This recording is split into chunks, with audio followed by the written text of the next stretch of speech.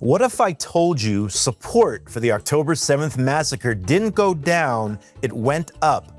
A new poll shows that a clear majority of PA Arabs support the attacks. And the rise isn't in Gaza, it's right here in Judea and Samaria. These aren't distant enemies, these are our neighbors, driving the same roads, living next door. More of them now justify the slaughter of Jews. This isn't a fringe view, it's the majority, and it's growing. It's time to face this terrifying truth. Let's dive into it on this week's Judeacation.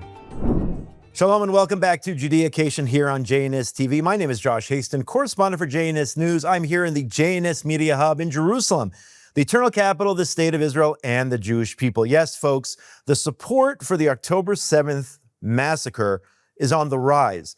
That, of course, coming from the territories controlled by the Palestinian Authority. According to a recent study, support for Hamas's October 7th, 2023 attack rose by 3% from 50% to 53%.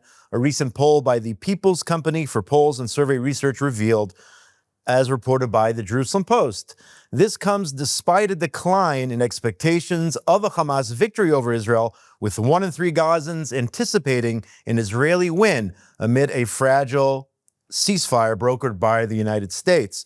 So I saw these statistics here, and the first thing is as follows.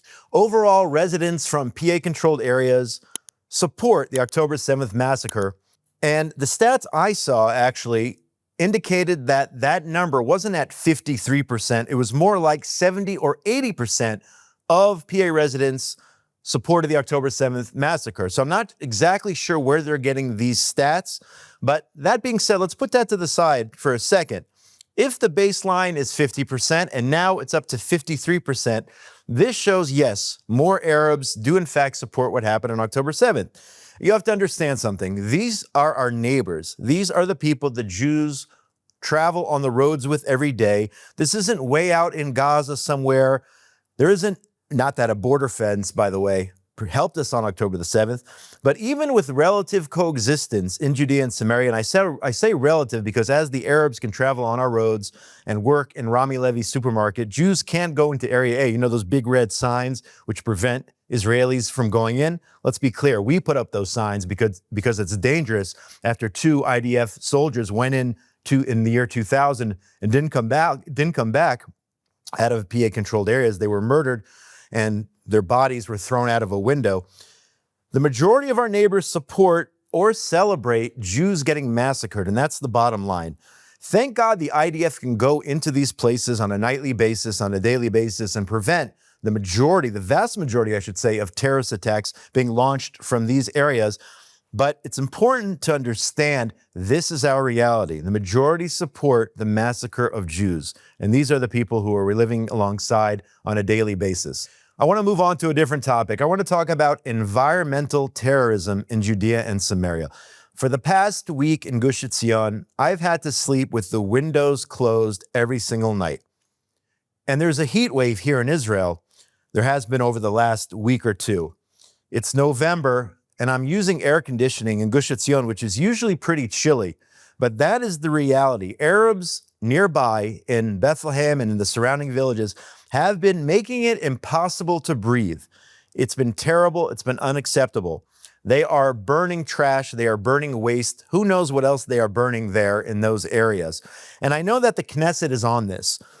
As shared by the Ministry of Environmental Protection, in an emergency discussion held on Tuesday, the Ministry of Environmental Protection presented a national strategic plan for preventing what they call cross-border pollution and addressing environmental nuances in the Judea and Samaria area.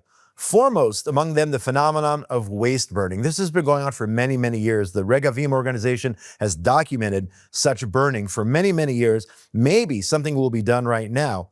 Against the backdrop of the severity of the increasing waste burning nuances in the Judea and Samaria areas and their impact on public health and the environment in Israel, and even though all powers of supervision and regulation regarding waste in Judea and Samaria lies within the civil administration, that's the Defense Ministry branch, which runs civilian life in Judea and Samaria, even though they're in charge, the Environmental Protection Ministry put together a strategic plan with its partners in order to deal with this phenomenon. So this has to happen. And we're talking here about terrorism, not terrorism with guns, but terrorism by burning and destroying quality of life, making it impossible to breathe in the evenings and at night throughout Judea and Samaria. Imagine you have a kid with asthma and you can't even open the window for fresh air, and this pollution is getting into kids' lungs. It's affecting our quality of life. It's affecting, even, as I said, me personally, I couldn't even just open a window to get fresh air. I had to put on the air, I had to use a ceiling fan. But this must stop. The bottom line is this must stop. This is a different form of terrorism. It's deliberate. The goal here is to poison the lungs of the Jews in Judea and Samaria. That's what they're trying to do here, and unfortunately, it's been working. And these people who burn illegally must be brought to justice. It's another form of terrorism, and it has to be snuffed out. So hopefully this Environmental Protection Ministry is on the ball, and they're actually going to create some sort of mechanism in order to deal with the daily or nightly problem of PA Arabs burning illegally and poisoning the environment for everybody. Next story here, 2 Hamas terrorists arrested this week by IDF commandos. I'm not sure how this is possible because according to the Israel haters, Hamas doesn't exist in Judea and Samaria. They're exclusive to Gaza, which of course, as I've said before, it's an absolute lie. But JNS reported that Israeli commandos arrested 2 Hamas terrorists in the Shechem area this past week during a complex undercover raid, according to the Israeli military. The Duvdevan Commando Unit, acting on Israel's security agency intelligence, apprehended suspects in the Balata camp and in another neighborhood as part of a coordinated effort by the Samaria Regional Brigade. Arab terrorists, by the way, targeted Israeli Jews in Judea and Samaria 6,343 times. That was in 2024, waiting to see what these numbers look like. According to these figures published by our good friends at Rescuers Without Borders, or Hatzalah Judea and Samaria as they are known. Again, folks, this is our reality each and every day in Judea and Samaria. And thank God again for the IDF who has access to areas A and B. They can go in, and they do each and every night, to arrest the bad guys and bring them to justice. Last week, there was a group of U.S. lawmakers, switching gears here, in Israel who shared their support with Judea and Samaria. The American Friends of Judea and Samaria organization, which is a U.S. nonprofit dedicated to spreading knowledge about Israel's historic heartland, topped off a week-long visit by U.S. lawmakers with a conference, which actually was co-sponsored by JNS News at the Inbal Hotel on Wednesday, this past Wednesday. The conference was titled The Future of Judea and Samaria. It featured U.S. politicians, pro-Israel activists, and Israeli leaders. All were united in their belief that Judea and Samaria is an inseparable part of the land of Israel and the Jewish people's birthright. Now, full disclosure, I had the honor of emceeing that event at the Inbal Hotel, but it's amazing to see delegations of representatives. We're talking about on the state level, state senators and state officials, Hollywood personalities, and Arabs who understand the reality, actually, all coming together at this event to discuss how important the future of Judea and Samaria is to the state of Israel. Not only to the state of Israel, by the way, to the Arab world and to the world in general. So congratulations to JNS and AFJS for putting on this very important event, showing legislators the reality on the ground in Judea and Samaria. Switching gears once again, in a society that doesn't fear God, anything is possible. I'm not sure exactly who to attribute that quote to. In a society that doesn't fear God, anything is possible. And sadly, I'm referring to the PA Society, the Palestinian Authority Society. Am I saying that all Arabs are bad? Of course not. But this next story is par for the course. As JNS reported, an Israeli civilian shot and killed a Palestinian man at the Zayit Junction near Kiryat Arba in Judea during a violent confrontation and attempted car theft overnight on Monday last week, according to the Israeli police. An initial probe found that the civilian discharged his weapon after fearing for his life, and that's absolutely key. When you fear for your life, you can strike back in self-defense, according to Ynet. Officers were called to the scene by two Israelis who reported that while attempting to remove a broken down car they had left at the junction, an Arab tow truck was there and prepared to take their car away. In other words, their car broke down, and then all of a sudden an Arab tow truck came and they were trying to steal the car as these Israelis went to get help to try to figure out a way to tow their car out of there. When they approached the suspected car thieves, they were attacked. The Arabs who were stealing the car tried to murder the Jews who came back to get their car to remove it after it stalled there at the junction. The police say that when one of the civilians' lives was endangered, he fired at the suspect who was pronounced dead at the scene. So there you have violent criminals, car thieves, who put the lives of Jews in danger, and the Jews responded as they feared for their lives. Okay? But mark my words, I guarantee you this, the UN will turn around and call this settler violence. I haven't seen any media reports yet about this by the Arab side or in the mainstream media, but I can already tell you they will say, the headline will read, Jews or settlers more clearly, Jews kill Arab. That's the headline. If it's reported, you can look it up. I still haven't seen anything about this. It'll say something like settlers kill Arab. It'll leave out all the details. It won't say anything about the fact that these individuals were trying to steal a car and they attacked the Jews who try to get their car back. But you can probably Google it and see how this is reported.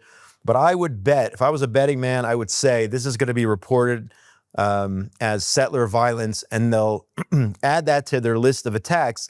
And that gets me to this latest report, which came out, actually a UN report with more phony statistics. According to the UN, Israeli settlers carried out at least 264 attacks against Palestinians. I don't use that word. In the West Bank, I don't use that word either.